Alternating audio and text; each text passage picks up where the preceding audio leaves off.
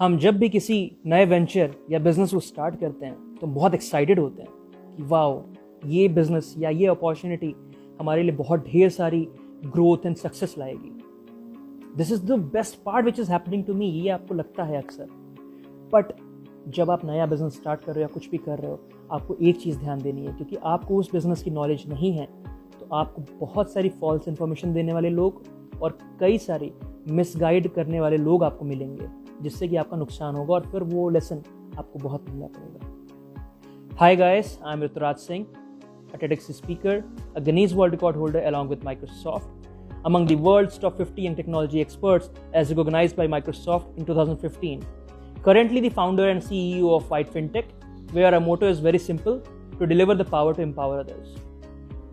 तो मैं ऐसे ही एक व्यक्ति के साथ I just came across a person जो कि AEPS वाला बिजनेस स्टार्ट कर रहे थे और micro ATM related business start कर रहे थे फिनटेक में, अपना खुद का नियो बैंकिंग ब्रांड स्टार्ट कर रहे थे।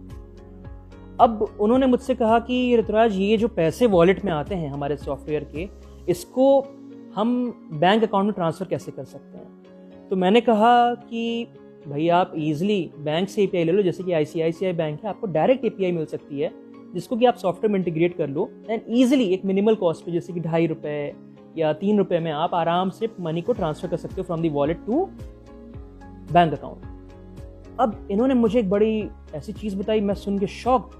इन्होंने कहा नहीं सर, मार्केट में एक कंपनी है, मुझे मिली एंड उसने कहा कि मैं ओपन चैलेंज करता हूँ कि ऐसी कोई एपीआई या टेक्नोलॉजी आती ही नहीं है जिससे कि आप इतने रुपए में आप डायरेक्ट अपने वॉलेट से अकाउंट में ट्रांसफ़र कर लो। बैंक ऐसा कोई देता ही नहीं है, ये ओपन चैलेंज है मेरा। मैंने कहा बड़ी इंटरेस्टिंग बात है भाई, वो आपसे कह रहा है कि इस प्रकार की एपीआई वो दे सकता है पर एक बैंक डायरेक्ट नहीं दे सकता।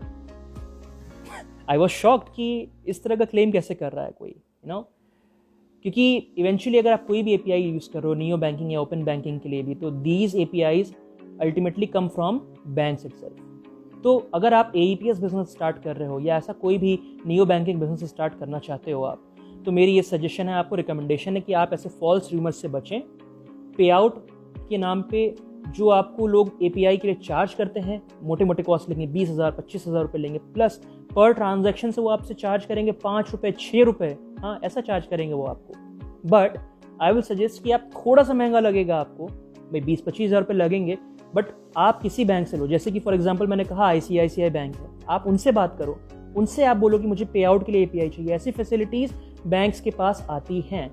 एंड आप कोशिश ये करिए कि आप जब भी नियो बैंकिंग बैंक का बिजनेस स्टार्ट कर रहे हैं अगर, तो जितनी भी एपीआईज आपको बैंक से डायरेक्टली मिल सकें, आप उतनी ज़्यादा से ज़्यादा चीज़ें बैंक से लेने की कोशिश करें, किसी भी रजिस्टर्ड बैंक से प्रॉपर, बिकॉज वहाँ पे इवेंचुअली आपको चीज़ें सस्ती पड़ेंगी लॉन में और आपको बिजनेस में आपकी सेफ्टी एंड सिक्योरिटी बनी रहेगी।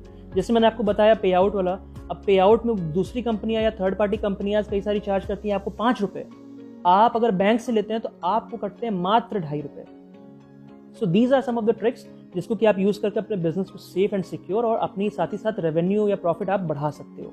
ओके गाइस, तो ठीक है, हम लोग मिलते हैं फिर से next week. Stay tuned and we'll be coming up with some more interesting topics and tricks, जिससे कि आपको चीज़ें पता चले एंड आप अपने सक्सेसफुल बिजनेस की ख्वाब को आप वाकई में हकीकत बना सकें। तब तक के लिए साइनिंग ऑफ, ऋतुराज सिंह।